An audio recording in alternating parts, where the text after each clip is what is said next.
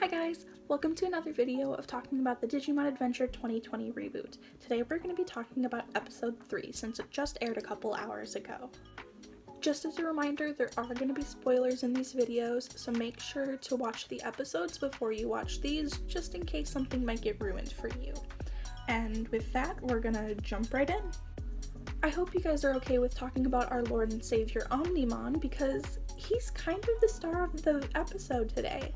Omnimon took up about the first 6 minutes of episode 3, and I have to say that I was really surprised.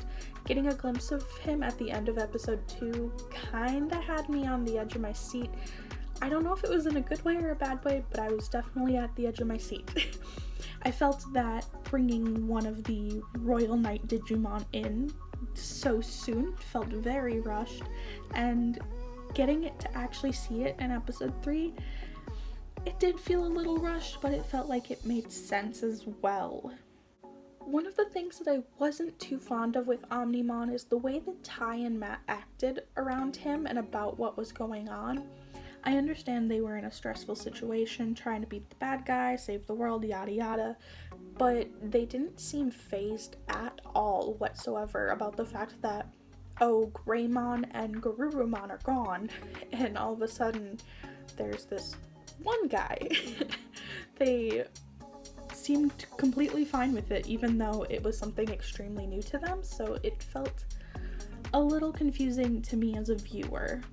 It kind of made sense, though, that they weren't really fazed because of the way that they played in the episode. The whole Tiein Map both glowing with their colors of their crests. We get to see the images of the crests again on their digivices and whatnot.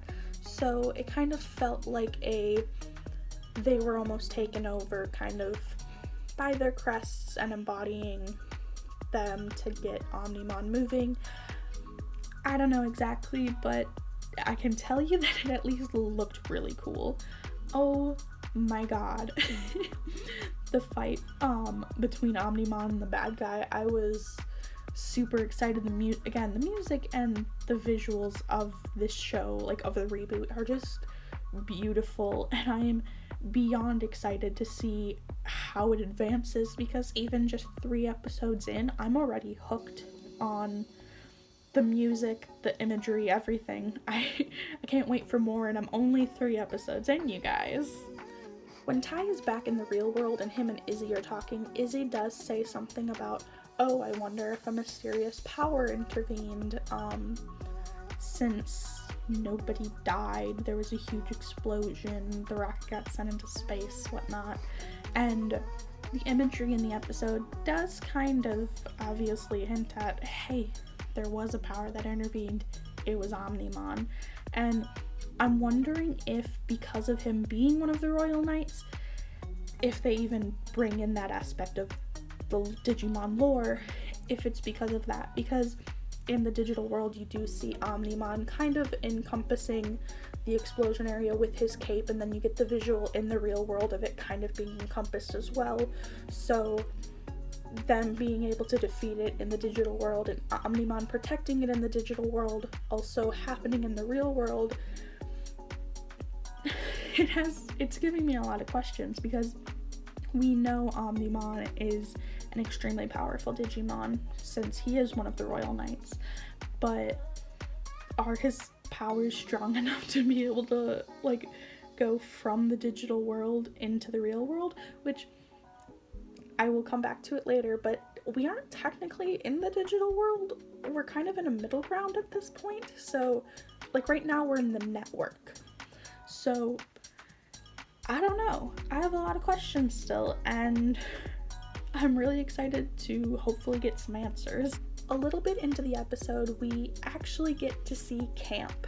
We finally get Tai and Izzie at camp. And when we're at camp, we get a slight introduction to Joe. You kind of see him, you kind of hear him, you get a little bit of his personality, but we don't actually know who he is yet. So I'm really excited that they gave us that brief glance at his character, because once we actually do get to meet him, we'll have some understanding of, oh god, he's the responsible one. Along with that brief introduction of Joe, we do get to meet Sora, and I'm very excited. Her outfit is, like, so different, like, not ridiculously different, but again, updated since it's a reboot, and I kind of dig it. She wears a visor, and, like, to be fair, visors were definitely earlier 2000s, more 90s time, because I don't know the last time I saw somebody wear one, but I dig it. Her outfit's really cool, and when Izzie's asking Ty about her, Ty explains that they were in this, or Izzie asks that, oh, you guys are in the same class, and Ty's like, oh, like, I've known her way longer than that, so it is implied that, like, not even just implied, we are told that they've known each other longer, so hopefully we might eventually get a little of Sora and Ty's backstory on how they first met each other, because I don't actually know if we ever got that in the original, if they were just on the same soccer team or something. I don't remember off the top of my head, but getting to be introduced to her had me super excited, because we finally know, like, another one of the Digidestins. However, at this point, we don't know she's a Digidestined. We just know, oh hey, here's a character that's important enough to be introduced. Kind of towards the end of the episode, we get another problem coming up. We get a imagery of another bad Digimon, and I tried searching on who that Digimon could be. I searched on the DigiWikimon and could not find any. I looked through the visual list and found one that kind of looked similar, but when I read up on them, it didn't really fit the bill. So this is probably just a completely new Digimon that they're making for this season, and I'm very excited to see how they play him out. But when Ty is running to Izzie to meet up with him, he tells his sister to stay at home. He's like, Kari, stay here with mom, whatever. And as we see the scene of her watching Ty leave, we get another image of the feather falling behind her, and earlier before this she thanked her brother and everything. So the way they're playing it, Kari is definitely aware something is happening. The way they're playing it is Kari's gonna be introduced so much earlier than what she was in the original series, and I'm really excited for that because they can play it so awesome with the introduction of Angelomon earlier. I'm talking too fast because I'm too excited. But like I said in the last video, the introduction of Angelomon and Angemon earlier in the series has so many amazing possibilities that since they keep hinting at it, I definitely think they're gonna go with it, and I'm very excited if they do, because Angelomon and Angemon are two of my favorite of the originals, because it sounds bad to say that I just love them because they're pretty, but they're such pretty Digimon that, like, as a kid, I was in awe of them, and to this day as an adult, I still love them because I think they're gorgeous. So jump forward a little bit and we get Izzie and Ty kind of meeting up to, like, talk about what's happening. Obviously, like, their Digivices have gone off. They know something's up, and Ty's running to Izzie to meet up with him, and oh my gosh, we see Sora again, and she decides to follow Ty. Like, oh my gosh, what are you running for? I'm gonna follow. And we see Ty and Izzie both kind of go digital. They kind of phase out. And so when you see Ty do it, you see the crest of courage. When you see Izzie, you see the crest of knowledge. So again, I'm super excited that the crests are being used more than in the original, because in the original they weren't really used a whole bunch in the first couple arcs. So getting that insight of who they are and, like, what the crests are is really exciting. And I love the way that they just kind of materialize between the worlds. Like, you don't see that actually in the original. They fall through the sky, ocean, whatever, to get to the digital world originally. They go through those gates from Myotismon and fall again and end up back in camp, and then so on and so forth. So seeing them just casually go between the digital world and the real world is really cool, especially because the way that they did it in Adventure 02 was you had to have a digital gate and use your Digivice to get into the world that way with a computer. So it's really cool to see that. I keep saying it's really cool because it's really cool. It's super awesome to see them be able to go into the digital world like that. I think it's something that is going to have a tremendous impact. Who knows? I could be completely wrong, but I hope so. Now, what I talked about earlier, technically I think they were just in the network originally in episodes 1 and 2, and technically in 3 as well, because we are finally in the digital world, because we get that beautiful digital world scenery. It looks so different from the original, but I love it because you get like the moon is super close as like super close and whatever, like there's a moon, like the way that the land is just gorgeous, and you get to see other Digimon, not super out close, but the only one that you really do is you get to see, oh god, what's his name called? He's a Brachymon. It's basically a Bronchiosaurus. Oh god, I hope I didn't butcher that. I haven't talked about dinosaurs in a really long time, so I don't know if I'm pronouncing them right. But I think it's really cool that we get to see him because he's technically an ancient dinosaur Digimon, and his markings makes him look a lot like Greymon, so obviously there's some indication that maybe the two are related. I didn't look too much into the evolution line of it, but I might do that later and see if they are somehow related along a Digivolution line.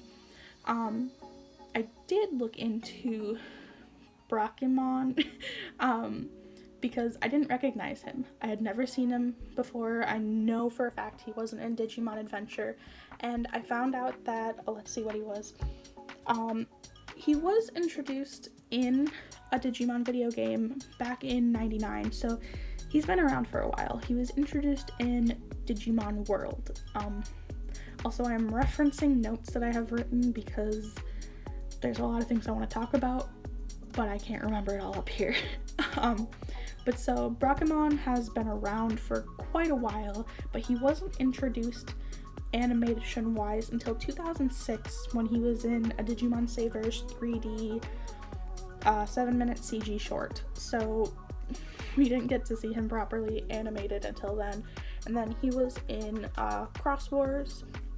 That was like the early to mid 2010s. So 2020 reboot is where we're really getting him, and he could just be in this one tiny scene as this introduction to the digital world, and we may never see him again. But I think it's really cool that we're getting a Digimon that wasn't in the original series, which means we might get to see other Digimon as well that weren't in the original. We could get Terriermon a lot sooner, even though he was technically in the original as a partner of Willis, but that's not the actual series of one. But like we could get Bokumon and Neimon from Frontier or something like that. Like there's so many endless possibilities with this just by seeing that Brachymon is in the season. So I'm excited to see what other Digimon they might introduce. Speaking of other Digimon that are in the series, that were in previous things, I did do a little searching also on the Digimon Wikimon and found that the bad guy that we've been dealing with in episodes 1 through 3 is named Algamon. Now, he was introduced in a Digimon Savers movie, I believe, and then the Cross Wars manga, and then he's also a bad guy in Cyber Sleuth, which I've never played. So one of these days I'm probably going to download it for my Switch, and then I'll actually know who he is. But so again, a Digimon that wasn't originally in this season for Adventure being introduced here. He's one of the first bad guys, so I'm just super excited to see what other characters they manage to bring into this. Now, that's about it for the regular portion of episode 3. At the end of it, we do get that little teaser trailer for what's going to happen in episode 4, and that's what has me super excited, because we do get to see, again, spoiler alerts, as if this whole video hasn't already been a spoiler, Sora makes it to the digital world, and Omnimon is there, and so we get to see them join up and be partners, and I'm super excited about that. And oh gosh, I'm just so happy because I love Omnimon. I just think she's such a spitfire character, and I'm so ready to see her and Sora interact. And we get to see what the title of the next episode's gonna be, and it's called Bergermon Soars, so obviously we're gonna be getting Bergermon as well. I have a lot of questions on, do we even get to meet Tentomon yet? Because we see that Izzie materialized kind of into the digital world, like he faded out and everything. So hopefully we get to meet Tentomon as well. Fingers crossed, you don't know. And one of my favorite of the original kind of bad Digimon is there. I'm not mentioning him. If you watched the little teaser trailer, you know who it is. But you will be getting a little introduction with him next time, like you did with my little Omnimon. So look out for that. I'm hoping to bring in my little figures every time I get an introduction of a character that we know. And so be on the lookout for these little guys. This is Omnimon. I love collecting these little figures, and so I think it's going to be a cute little fun extra to bring into these videos, so be on the lookout for those guys. And with that, that's been me talking about the 2020 Digimon Adventure Reboot, Episode 3. If you have any questions, feel free to leave them below. If you want to chat, feel free to message me on Instagram. I'm always looking forward to talking about Digimon with people, about our different opinions and things like that, questions, comments, concerns we all have about the show. I hope you guys look forward to episode 4, because it's a week away and I already really want it now. I have a bit of an obsession, as we can all tell, and now that they've brought it back, it's in full swing. So I'll see you guys next time. Bye.